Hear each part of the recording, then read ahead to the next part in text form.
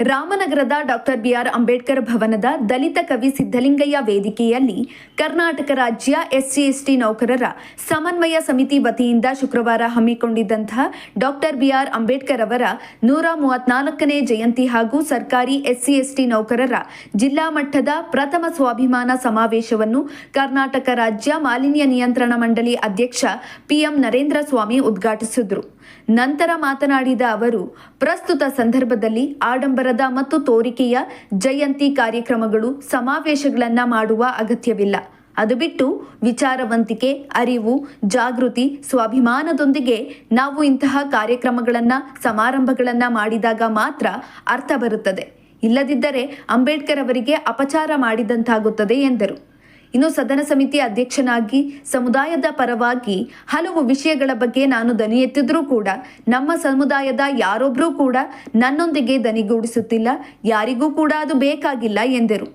ಇನ್ನು ಕರ್ನಾಟಕ ರಾಜ್ಯ ಸರ್ಕಾರಿ ನೌಕರರ ಸಂಘದಲ್ಲಿ ನಿಮಗೆ ಅವಕಾಶವಿಲ್ಲ, ಅದಕ್ಕಾಗಿ ಎಂದೂ ಕೂಡ ಮೀಸಲಾತಿಯ ಭಿಕ್ಷೆಯನ್ನ ಪರಿಶಿಷ್ಟರು ಕೇಳಬೇಕಿಲ್ಲ.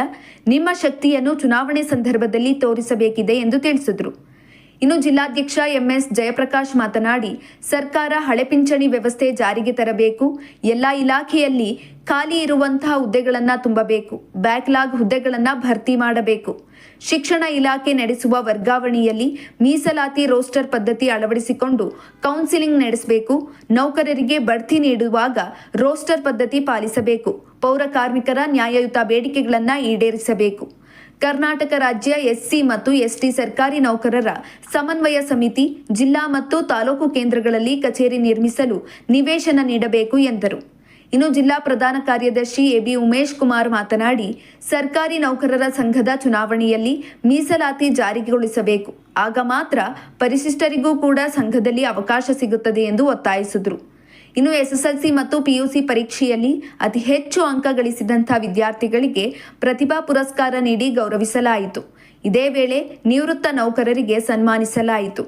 ಇನ್ನು ಸಮಾವೇಶದಲ್ಲಿ ಕೊಳ್ಳೇಗಾಲ ಕ್ಷೇತ್ರದ ಶಾಸಕ ಕೃಷ್ಣಮೂರ್ತಿ, ರಾಜ್ಯಾಧ್ಯಕ್ಷ ಡಿ ಶಿವಶಂಕರ್, ರಾಜ್ಯ ಪ್ರಧಾನ ಕಾರ್ಯದರ್ಶಿ ಡಾಕ್ಟರ್ ಎಸ್ ವಿಜಯಕುಮಾರ್, ನಗರಸಭೆ ಅಧ್ಯಕ್ಷ ಕೆ ಶೇಷಾದ್ರಿ, ಸಮಾಜ ಕಲ್ಯಾಣ ಇಲಾಖೆಯ ಜಂಟಿ ನಿರ್ದೇಶಕ ಎಂವಿ ಶಿವಕುಮಾರ್, ಸರ್ಕಾರಿ ನೌಕರರ ಸಂಘದ ಜಿಲ್ಲಾಧ್ಯಕ್ಷ ಕೆ ಸತೀಶ್, ಶಂಕರಪ್ಪ ಇತರರು ಹಾಜರಿದ್ದರು.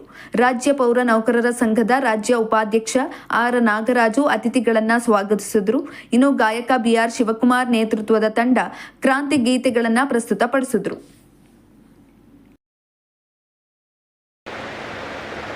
ನಮ್ಮಪ್ಪನ ಬಗ್ಗೆ ನನಗೆ ಗೌರವ ಇಲ್ಲ ಅಂತಂದ್ರೆ ಕಂಡವ್ರು ಬಂದ್ಬಿಟ್ಟು ನಮ್ಮಪ್ಪನ ಗೌರವಿಸ್ತಾರೆ. ಅಂಬೇಡ್ಕರ್ ಬಗ್ಗೆ ನಿಮ್ಗೆ ಸ್ವಾಭಿಮಾನ ಅನ್ನೋದಿದ್ರೆ ಇಂಥ ವಿಚಾರಗಳನ್ನ ಯಾಕೆ ನಡೆಸ್ಕೋಬೇಕು? ಹಳ್ಳಿಗಳಲ್ಲಿ ಇರ್ತಕ್ಕಂಥ ಸರ್ಕಾರಿ ಶಾಲೆಗಳಲ್ಲಿ 50% ಹೆಚ್ಚಿನ ಮಕ್ಕಳು ಇವತ್ತು ಓದ್ತಾ ಇರೋದು SC/ST. ಅಲ್ಲಿ ಗುಣಮಟ್ಟದ ಶಿಕ್ಷಣ ಸಿಗ್ತಾ ಇಲ್ಲ. ಖಾಸಗಿ ಶಾಲೆಗಳ ಪೈಪೋಟಿ ನಡೆದಿದೆ. ಇನ್ನು ಮುಂದಿನ ದಿನಗಳಲ್ಲಿ ಬರೆದಿಟ್ಕೊಳ್ಳಿ, ಇನ್ಯಾರು ಕಾಂಪಿಟೇಟಿವ್ ವರ್ಲ್ಡ್ ಅಲ್ಲಿ SC/STಗಳು ಭಾಗವಹಿಸಕ್ಕಾಗಲ್ಲ.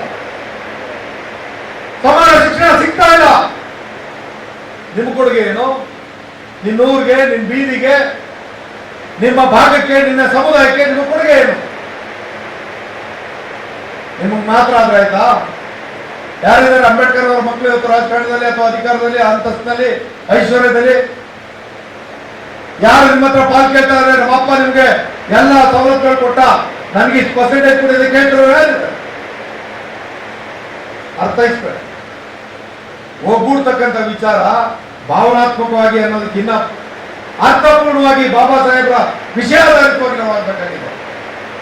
ಈ ವಿಚಾರದಲ್ಲಿ ವೈಫಲ್ಯತೆಯನ್ನು ಇಟ್ಕೊಂಡು ಆಡಂಬರದ ತೋರಿಕೆಯ ಜಯಂತಿಗಳನ್ನ ದಯವಿಟ್ಟು ಮಾಡಬೇಡಿ.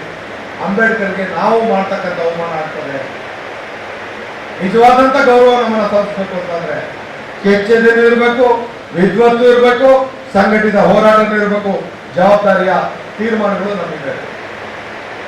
ಇದು ಮಾಡೋದು ಕಷ್ಟ ಏನಿಲ್ಲ. ಎಲ್ಲ ರೀತಿಯಲ್ಲಿ ನಿಮಗೆ ಅರ್ಥ ಇದೆ. ನಮ್ಮ ನಾಯಕ ರಾಹುಲ್ ಗಾಂಧಿಗೆ ಇಡೀ ರಾಷ್ಟ್ರದಲ್ಲಿ ಅವಮಾನ ಮೇಲೆ ಅವಮಾನ ಮಾಡುವಂತ ಈ ದೇಶದಲ್ಲಿದ್ದೀವಿ. ಕುಂತಲ್ಲಿ ನಿಂತಲ್ಲಿ ಅವರ ಅಜ್ಜಿ ಬಗ್ಗೆ, ಅವರ ತಾತನ ಬಗ್ಗೆ, ಅವರ ಅಪ್ಪನ ಬಗ್ಗೆ, ಅವರ ಅಮ್ಮನ ಬಗ್ಗೆ ಹೇಳಬಾರ್ದಂತ ಹೀಯಾಳಿಕೆ ನುಡಿಗಳನ್ನ ಹೇಳಿದ್ರು ಕೂಡ ದಿಟ್ಟತನದಲ್ಲಿ ಇನ್ನೂ ಕೂಡ ರಾಷ್ಟ್ರದಲ್ಲಿ ತನ್ನದೇ ಚಾಪನ ಮೂಡಿಸ್ತಾ ಬೆಳೀತಾ ಇದ್ದಾನಲ್ಲ, ಅದು ನಿಜವಾದ ಅಂಬೇಡ್ಕರ್ ತನ ಅನ್ನೋದು. ಯಾಕೆ ಹೇಳ್ತೀನಿ, ಜಾತಿ ಗಣತಿ ವಿಚಾರವನ್ನು ರಾಷ್ಟ್ರದಲ್ಲಿ ಎತ್ತಿದಂತ ಪ್ರಥಮ ವ್ಯಕ್ತಿ. ಈಗ ಅದನ್ನ ಕೇಂದ್ರ ಸರ್ಕಾರ ಒಪ್ಪಿಕೊಂಡು ಮಾಡ್ತಾ ಇದೆ. ಯಾಕೆ ಬೇಕು ಜಾತಿ ಗಣತಿ? ರಾಹುಲ್ ಗಾಂಧಿಗೂ ಅಂಬೇಡ್ಕರ್ ಜಯಂತಿಗೂ ಕಾರಣ ಏನು ಅಂತ ಕೇಳ್ತೀನಿ. ಇದೇ ಬಹುಸಂಖ್ಯಾತ ಸಮುದಾಯಕ್ಕೆ ಹಾಕಿರ್ತಕ್ಕಂಥ ವಂಚನೆಯನ್ನ ಸಂಖ್ಯಾಧಾರಿತವಾಗಿ ನಾವು ವಿಶ್ಲೇಷಣೆ ಮಾಡಲಿಕ್ಕೆ ಈ ಜಾತಿ ಗಣತಿ ಅವಶ್ಯಕ ಅನ್ನೋಂಥದ್ದು ಸತ್ಯವಾದಂಥ ವಿಚಾರ. ಈ ಯಾವುದನ್ನು ನೀವು ಎತ್ತಲಿಲ್ಲ, ಇಲ್ಲಿರ್ತಕ್ಕಂಥ ಸರ್ಕಾರಗಳು ಎತ್ತಲಿಲ್ಲ. ಸಿದ್ದರಾಮಯ್ಯನವರು ಮೊದಲು ಮಾಡಿದ್ರು, ಅದನ್ನ ಇವತ್ತು ತಿರಸ್ಕಾರನೂ ಆಯ್ತು, ಪುನಃ ಇನ್ನೊಂದ್ಸರಿ ಮಾಡೋದು ಕೊಟ್ಟು ಯೋಚನೆ ಮಾಡಿ. ದತ್ತಾಂಶಗಳಿಲ್ಲದೆ ಇರತಕ್ಕಂಥ ಯೋಜನೆಗಳಿಂದ ನಮಗೆ ಪಾಲು ಸಿಗ್ತದ, ನ್ಯಾಯ ಸಿಗ್ತದ ಅನ್ನೋದು ಈ ಎಲ್ಲ ಹತ್ತಾರು ವಿಚಾರ ನಾನು ಮಾತಾಡೋಕೆ ಶುರುವಾದ್ರೆ ಒಂದಕ್ಕೊಂದು ಎಳೆ ಎಳ್ಕೊಂಡು ನುಗ್ಬಿಡುತ್ತೆ. ನನ್ನ ಹತ್ರ ಪ್ರವಾಹದ ನೋವಿದೆ, ನೋವಿನ ಪ್ರವಾಹ ಅಂದ್ರೂ ತಪ್ಪಾಗಲ್ಲ.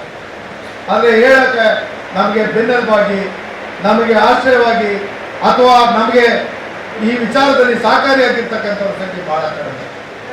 ಒಳ ಮೀಸಲಾತಿ ನಡೀತಾ ಇದೆ. ಒಳ ಮೀಸಲಾತಿಯ ವಿಚಾರದಲ್ಲಿ ನಮ್ಮನ್ನ ಒಡೆದು ಆಳ್ತಕ್ಕಂಥ ಒಂದು ಸಂಘಟನೆಗಳು, ಪಕ್ಷಗಳು ಇವತ್ತು ಎದ್ದಿದ್ದಾವೆ. ಮುಂದಿನ ದಿನಗಳಲ್ಲಿ ಮುಂದೆ ಅಂಬೇಡ್ಕರ್ ಹೆಸರಿನಲ್ಲಿ ನಾನಾ ಉಪಜಾತಿಗಳು ಇವತ್ತು ಬಡದಾಡುವಂಥ ದಿನ ತಂದಿಡುವಂಥ ವ್ಯವಸ್ಥೆ ನಡೀತಾ ಇದೆ. ಎಚ್ಚರಿಕೆ ಇರಬೇಕಾಗಿರ್ತಕ್ಕಂಥದ್ದು ನಮ್ಮಲ್ಲಿ, ತಿಳುವಳಿಕೆ ಬರಬೇಕಾಗಿದ್ದು ನಮ್ಮಗಳಲ್ಲಿ. ಆಂತರಿಕ ಕಿತ್ತಾಟದಿಂದ ಮುಂದೊಂದು ದಿನ ಯಾವ ವರ್ಗದ ಜನ ಬಾಬಾ ಸಾಹೇಬರ ಸಂವಿಧಾನದ ಆಶಯದಲ್ಲಿ ಮೀಸಲಾತಿ ಪಡೆದಿದ್ರೂ ಕೂಡ ಆರ್ಥಿಕವಾಗಿ, ಸಾಮಾಜಿಕವಾಗಿ, ಶೈಕ್ಷಣಿಕವಾಗಿ, ಔದ್ಯೋಗಿಕವಾಗಿ ನಮ್ಮ ಪಾಲನ್ನು ಪಡ್ಕೊಂಡಿಲ್ವಲ್ಲ, ಇನ್ನು ಮುಂದಾದ್ರೂ ಅದನ್ನು ಪಡ್ಕೊಳ್ಳುವಂಥ ಬಗೆ ಹೇಗೆ? ನಮ್ಮನ್ನ ಭಾಗ ಮಾಡಿದ ತಕ್ಷಣ ನಮ್ಮ ಶಕ್ತಿ ಹೀನ ಆಗ್ತದೆ. ಶಕ್ತಿಹೀನ ಆದ್ಮೇಲೆ ಸಂಘಟನೆ ಕ್ಷೀಣ ಆಗೋಗ್ತದೆ. ಇನ್ನು ಸಂವಿಧಾನದ ರಕ್ಷಣೆಗೆ ನಿಲ್ಲೋರಾದ್ರೂ ಯಾರು? ಅರ್ಥೈಸಿಕೊಂಡು ವಿದ್ಯಾವಂತ, ಉದ್ಯೋಗಸ್ಥ, ಬಾಬಾ ಸಾಹೇಬರ ಫಲಾನುಭವಿ ಬಂಧುಗಳು ವಿಚಾರವಂತರಾಗಿ ಸಮಾಜಕ್ಕೆ ಬೆಳಕನ್ನು ಚೆಲ್ತಕ್ಕಂಥ ನಿಜವಾದಂತ ಕೆಲಸವನ್ನು ಮಾಡಿದ್ರೆ ಅದೇ ನಿಮ್ಗೆ ಬಾಬಾ ಸಾಹೇಬರ ಸೇವೆ ಮಾಡ್ದಂಗೆ ಅನ್ನೋಂಥ ಮಾತನ್ನು ಹೇಳಿ, ಡಿಮ್ಯಾಂಡ್ಸ್ ಏನಂದ್ರೆ ಇರ್ತಕ್ಕಂಥ ಬ್ಯಾಕ್ಲಾಗ್ ಹುದ್ದೆಗಳನ್ನ ಸಂಪೂರ್ಣವಾಗಿ ಅದನ್ನ ಫಿಲ್ ಮಾಡ್ತಕ್ಕಂಥದ್ದು. ಕೆಲವು ಹಲವಾರು ಕಚೇರಿಗಳಲ್ಲಿ ಸರ್ಕಾರಿ ನೌಕರರಿಗೆ ನೀಡ್ತಕ್ಕಂಥ ಕಿರುಕುಳನ್ನ ಅದನ್ನ ಆದಷ್ಟು ಮಟ್ಟಿಗೆ ಜಿಲ್ಲಾ ಮಟ್ಟ ತಡೆಗಟ್ಟಬೇಕು. ಯಾಕಂದರೆ ಮಹಿಳೆಯರ ಮೇಲೆ ಆಗ್ತಕ್ಕಂಥ ದೌರ್ಜನ್ಯಗಳು, ಕೆಲಸದ ಒತ್ತಡಗಳು ಇವೆಲ್ಲ ನಮ್ಮ ಪ್ರಭಾವ ಬೀರ್ತಾ ಇದೆ. ಆಮೇಲೆ ನಮ್ಮ ಅಧಿಕಾರಿಗಳು SC ನೌಕರರಿಗೆ ಕೆಲವು ಕಚೇರಿಗಳಲ್ಲಿ ಇಲ್ಲ ಸಲ್ಲದ ಆರೋಪ ಮಾಡಿ ಅವ್ರ ಮೇಲೆ ಏನು ಮೆಮೊ ಇಶ್ಯೂ ಮಾಡ್ತಕ್ಕಂಥದ್ದು ಅಥವಾ ಅವ್ರಿಗೆ ತೊಂದರೆ ಕೊಡ್ತಕ್ಕಂಥದ್ದು, ಇದನ್ನು ನಾವು ಸರಿ ಅಂತಲೂ ಹೇಳಲ್ಲ, ತಪ್ಪು ಅಂತಲೂ ಹೇಳಲ್ಲ. ಆದರೆ ಆ ಕಾರ್ಯನಿಮಿತ್ತ ಅವರು ತಪ್ಪು ಮಾಡಿದರೆ ಅದನ್ನು ನಾವು ತಪ್ಪು ಅಂತ ಒಪ್ಕೊಂತೀವಿ. ಸುಮ್ಮನೆ ತಪ್ಪೇ ಮಾಡಿದರೆ ಇಲ್ಲ ಸಲ್ಲದ ಆರೋಪ ಮಾಡಿ ಅವ್ರ ಮೇಲೆ ಅವ್ರ ಕ್ರಮ ಕೈಗೊಳ್ಳೋದು, ಅದನ್ನು ನಾವು ಖಂಡಿಸ್ತಾ ಅದು ಒಂದು ನಾವು ಬೇಡಿಕೆ ಇಟ್ಟಿದ್ದೀವಿ.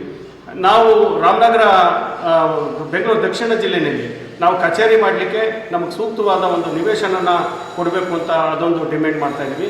ಕರ್ನಾಟಕ ರಾಜ್ಯ ಸರ್ಕಾರಿ ನೌಕರ ಸಂಘದಲ್ಲಿ ನಾವು ಮೊನ್ನೆನೂ ಕೂಡ ಡಿಮ್ಯಾಂಡ್ ಇಟ್ಟಿದ್ದೀವಿ. ನಮಗೆ ಆ ಒಂದು ನಮ್ಮ ಸರ್ಕಾರಿ ನೌಕರ ಸಂಘದಲ್ಲಿ ನಾವು ಕೂಡ ಸರ್ಕಾರಿ ನೌಕರರಾಗಿರೋದ್ರಿಂದ, ನಾವು ದೇಣಿಗೆ ಕೊಡ್ತಾ ಇರೋದ್ರಿಂದ ನಾವು ಅಲ್ಲಿ ನಮ್ಮನ್ನು ಒಂದು ರಿಸರ್ವೇಷನ್ನ ನಾವು ಕೇಳ್ತಾ ಇದ್ದೀವಿ. ಏಕೆಂದರೆ ಇಡೀ ರಾಜ್ಯದಲ್ಲಿ ನಮ್ಮ ಪ್ರಮಾಣ ಕಡಿಮೆ ಇದೆ. ಅಧ್ಯಕ್ಷ ಆಗಿರ್ಬೋದು, ಕಾರ್ಯದರ್ಶಿ ಆಗಿರ್ಬೋದು, ಖಜಾಂಚಿಯವರಾಗಿರ್ಬೋದು, ಈ ಪ್ರಮಾಣ ಕಡಿಮೆ ಇರೋದ್ರಿಂದ ನಾವು ಅವರೊಂದಿಗೆ ಸೇರಿ ಕೆಲಸ ಮಾಡೋಣ, ನಮ್ಮೊಂದಿಗೆ ಅವರು ಸೇರ್ಕೊಳ್ಳಿ, ವಿಶ್ವಾಸದಲ್ಲಿ ಕೆಲಸ ಮಾಡೋಣ ಅನ್ನೋ ಒಂದು ಮನೋಭಾವದಿಂದ ಅದು ಒಂದು ಡಿಮ್ಯಾಂಡ್ಸ್ನ ನಾವು ಇಟ್ಟಿರ್ತೀವಿ. ಆಮೇಲೆ ಪೂರ್ವ ಕಾರ್ಮಿಕರಿಗೆ ಏನು ಮೊನ್ನೆ ತಾನೇ ಅವರು ಧರಣಿ ಕೂತಿದ್ರು ಅವರ ಸೌಲಭ್ಯಕ್ಕಾಗಿ, ಆ ಒಂದು ಧರಣಿ ಅವ್ರಿಗೆ ಯಶಸ್ಸನ್ನ ಕಾಣಲಿ, ಅದಕ್ಕೆ ನಮ್ಮ ಸಂಪೂರ್ಣವಾದ ಸಮನ್ವಯ ಸಮಿತಿಯಿಂದ ಸಂಪೂರ್ಣವಾದ ಸಹಕಾರ ಕೊಡ್ತೀವಿ. ನಮ್ಮ ರಾಜ್ಯಾಧ್ಯಕ್ಷರಾಗಿ ಶಿವಶಂಕರಣ್ಣ ಆಗಿರ್ಬೋದು, ಉಪಾಧ್ಯಕ್ಷರಂತ ಕೆಂಪಸಿದ್ದಣ್ಣವರು, ಮೋಹನಣ್ಣವರು, ಪ್ರಧಾನ ಕಾರ್ಯದರ್ಶಿ ವಿಜಯಕುಮಾರ್ ಅವರ ಆದಿಯಾಗಿ ಎಲ್ಲರೂ ಕೂಡ ರಾಜ್ಯ ಮಟ್ಟ, ಜಿಲ್ಲಾ ಮಟ್ಟ, ತಾಲೂಕು ಮಟ್ಟದಿಂದ ಅವರಿಗೆ ಸಹಕಾರ ಕೊಡ್ತೀವಿ. ಅದೊಂದು ಡಿಮ್ಯಾಂಡ್ಸ್ ಇದೆ. ಮುಂದಿನ ದಿನಗಳಲ್ಲಿ ಹಲವಾರು ಬೇಡಿಕೆಗಳಿದೆ. ಇದು ಪ್ರಥಮ ಬಾರಿಗೆ ನಾವು ಸಮಾವೇಶ ಮಾಡ್ತಾ ಇರೋದ್ರಿಂದ ನಾವು ಹಲವಾರು ಬೇಡಿಕೆಗಳನ್ನ ಮುಂದಿನ ದಿನಗಳಲ್ಲಿ ನೇರವಾಗಿ ನಮ್ಮ ಶಾಸಕರ ಮುಂದೆ ಅಥವಾ ಮಂತ್ರಿಗಳ ಮುಂದೆ ನಾವು ಇದನ್ನು ಪ್ರಸ್ತಾಪ ಮಾಡಿ ಸಿಗಬೇಕಂತ ಸೌಲಭ್ಯದ ಬಗ್ಗೆ ನಾವು ಅದನ್ನು ಪರಿಗಣನೆಗೆ ತಗೊಂಡು ಅದನ್ನು ಮಾಡೋ ನಿಟ್ಟಿನಲ್ಲಿ ಎಲ್ಲರೂ ಸಹಕರಿಸ್ತಾರೆ ಅಂತ ಹೇಳ್ತಾ ನಾನು ಭಾವಿಸ್ತೇನೆ. OPS ಈಗ ಹಳೆ ಪಿಂಚಣಿ ಯೋಜನೆ ಇದೆ. ಹಳೆ ಪಿಂಚಣಿ ಯೋಜನೆಗೆ ಈಗ ಹೊಸ ಪಿಂಚಣಿ ಯೋಜನೆ ಇದೆ. ಆ ಹೊಸ ಪಿಂಚಣಿ ಯೋಜನೆಯನ್ನು ತೆಗೆದು ಹಳೆ ಪಿಂಚಣಿ ಯೋಜನೆಗೆ ನಾವು ಅದನ್ನು ಆದೇಶ ಮಾಡಬೇಕು ಅಂತೇಳಿ ಕರ್ನಾಟಕ ರಾಜ್ಯ SC/ST ನೌಕರ ಸಮನ್ವಯ ಸಮಿತಿ ಹಲವಾರು ಸಾರಿ ಸರ್ಕಾರನ ಒತ್ತಾಯ ಮಾಡಿದೆ. ಕರ್ನಾಟಕ ರಾಜ್ಯ ಸರ್ಕಾರಿ ನೌಕರ ಸಂಘದವರು ಕೂಡ ರಾಜ್ಯಾಧ್ಯಕ್ಷ ಷಡಕ್ಷರರು ಕೂಡ ಈ ಒಂದು ನಿಟ್ಟಿನಲ್ಲಿ ಅವರು ಕೂಡ ಈ ವಿಚಾರನ ಸರ್ಕಾರದಲ್ಲಿ ಇಟ್ಟಿದ್ದಾರೆ. ಇದನ್ನು ಕೂಡ ನಾವು ಆದಷ್ಟು ಬೇಗ ನಮ್ಮ ನೌಕರರಿಗೆ ಅನುಕೂಲ ಮಾಡಿಕೊಡ್ಬೇಕು ಅಂತೇಳಿ ಆ ಒಂದು ಮನವಿಯನ್ನು ನಾವು ಸಲ್ಲಿಸ್ತೀವಿ.